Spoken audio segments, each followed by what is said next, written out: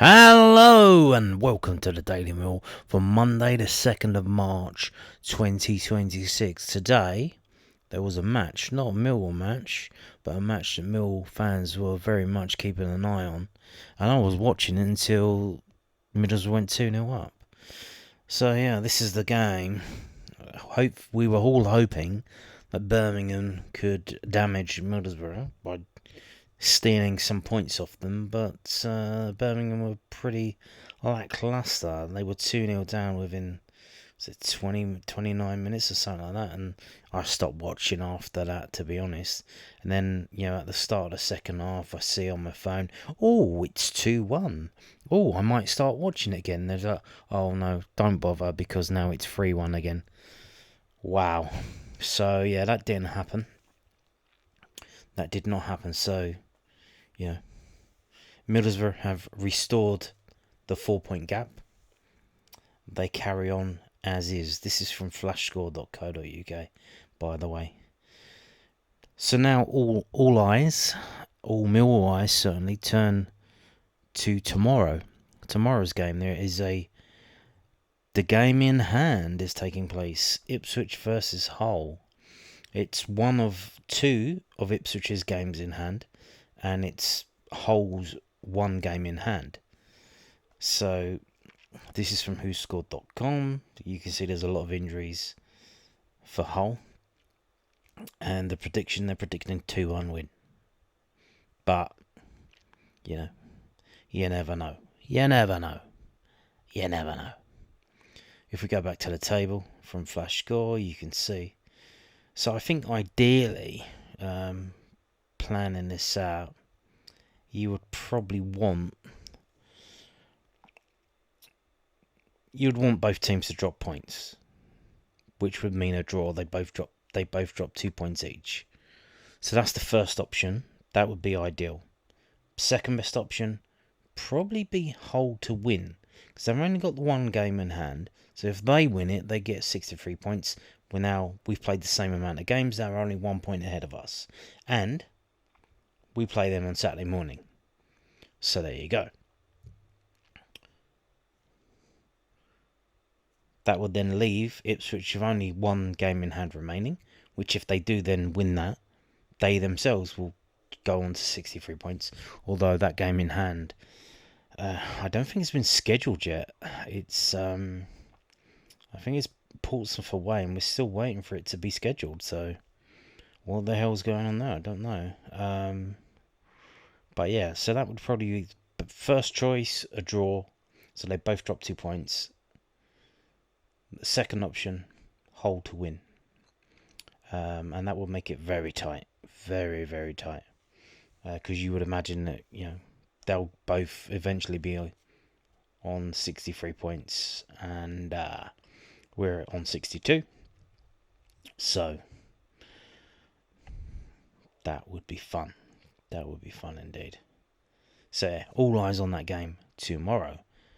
Also, there is an under-21 game tomorrow. It's, according to this, a 1:30 p.m. kickoff, but Cardiff City website has a 1 o'clock kickoff.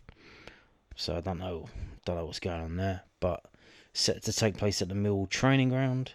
So you would imagine, much like the last game that took place at the Millwall training ground, a number of first-team players might be playing in this. The ones on the fringes that haven't been selected for the bench even. Now that we've got a full squad back, more or less. So we'll see how we get on. This isn't set to be shown live. Cardiff are very good they show their home under 21 games on YouTube live all the time. But this is an away game, and they don't really do anything with away games. So this is one of two games this week. 2 home games this week. One is on Friday at 2 p.m. That's Brentford under 21s, and this one on Tuesday. So playing Tuesday, Friday. So almost certainly, I don't know whether it's going to be tomorrow. I imagine it would be tomorrow, because Friday, obviously, first team squad. That's probably a bit too close to that game. But obviously, the game tomorrow, that would probably almost certainly have a lot of first team players in it that haven't been playing. Much like, RBW and players like that. So yeah, there you go. Now we've got this story that is more post-match comments from the weekend from southernnews.co.uk. He's trying to control it with his Adam's apple. Alex Neil on Mill strikers' impact in back-to-back wins. What's that? Is that some kind of joke, by the way? Let's find out. Alex Neil said Josh Coburn has been brilliant presence up front for Millwall in their back-to-back wins against Birmingham and Preston North End. After missing the previous weekend's loss to Portsmouth due to overnight illness, Coburn was part of an unchanged starting 11 that recorded consecutive victories against top-half sides. The 23-year-old striker was a handful at Deepdale, holding the ball up well against Preston's back three, with Millwall often forced to go direct because of the poor pitch. He won 2 free kicks and took 3 shots as goals. He won 2 free kicks and took 3 shots. Goals from Ryan Lander, full stop. Goals from Ryan Lander and Luke Cundall secured the 3 points. The last 2 games, his physicality and his presence are taking the ball and being a target for us have been brilliant, by the way. It's not easy, certainly not today. I mean, you had Ben in front of him, you had Lewis Gibson behind him, and the ball's travelling 60 yards and he's trying to control it with his Adam's apple. It's not easy, but he leads the line so well for us that we can work around his feet, and then from there we can go out wide and get the players into the game, and then they're a threat, both of them. See, he was talking about, controlling it. Controlling long balls being played up to him. I thought he was talking about him trying to score. I thought, because he's notorious for missing chances, I thought he was talking about him trying to score with his Adam's apple. But no. It's trying to control it with his Adam's apple. Because basically, what he's talking about is you either go to chest it or you go to head it, and the defenders, they push and pull you. So it ends up hitting you on the neck and on your shoulder and things like that. So yeah, that's what he's talking about. Fair play. So, short and sweet, we're going to finish with this today. This is from tunbridgeangels.co.uk. What's going on here then? Well, walking footballers enter Millwall tournament. There you go.